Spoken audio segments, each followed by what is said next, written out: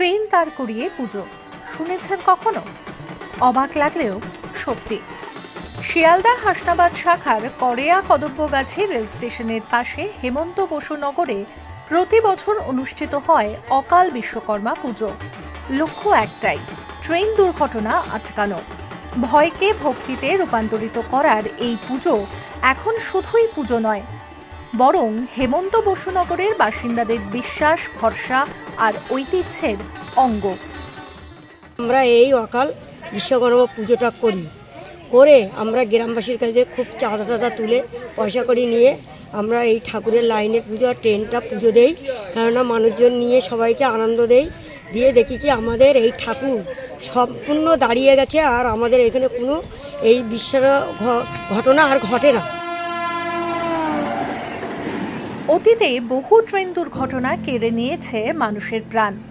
প্রায়ই লাইন পার হতে গিয়ে চলে যেত সাধারণ মানুষের জীবন। তারপরেই শুরু হয় এই বিশেষ পুজো। সেই আতঙ্ক মুছে ফেলে ভক্তির আলোয় নতুন আশার প্রদীপ জ্বালিয়েছেন বাসিন্দারা।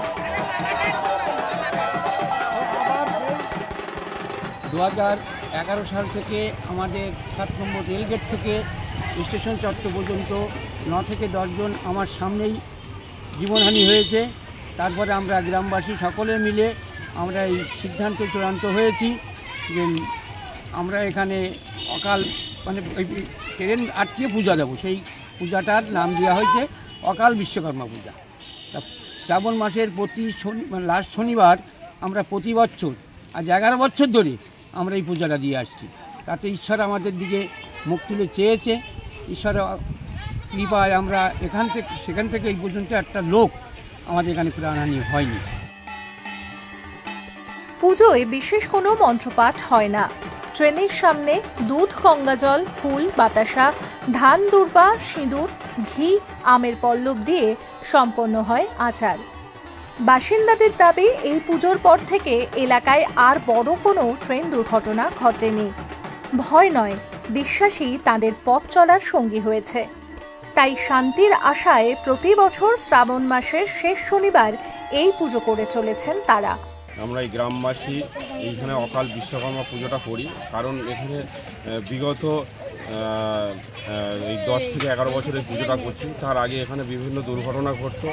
এই স্টেশন 7 নম্বর রেল লাইনের স্টেশন থেকে 7 নম্বর মিডিলে প্রচণ্ড দুর্ঘটনা, বিশেষ করে এখানে মায়েরা, বোনেরা, স্কুলের স্টুডেন্টরা রেল লাইনের উপরে যাওয়া আসা বা পারাপার হতে গিয়ে অনেক দুর্ঘটনা ঘটেছে। এই 11 বছর পুজো দেওয়ার পরে সেই দুর্ঘটনা থেকে, যেহেতু আমরা ঈশ্বরকে বিশ্বাস করি, সেই জন্য দুর্ঘটনা থেকে আমরাও এখানে মুক্তি পেয়েছি। আর সেই থেকে কোনো দুর্ঘটনা ঘটে না। সেই থেকেই আমরা এই অকাল বিশ্বকর্মা পুজোটা শুরু করেছি বা করতে থাকি, জীবনকাল করেও যাব। অদ্ভুত হলেও বাস্তব, প্রাণের ভয়ে শুরু হওয়া এই অকাল বিশ্বকর্মা পুজোই এখন ভরসার জায়গা রেল লাইনের এলাকার বাসিন্দাদের কাছে।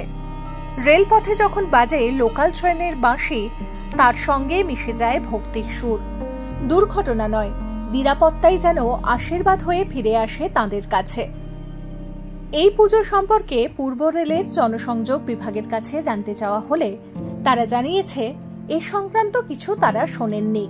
তবে একই সঙ্গে জানিয়েছেন এই সব একেবারেই মানুষের মনের বিশ্বাসের ব্যাপার।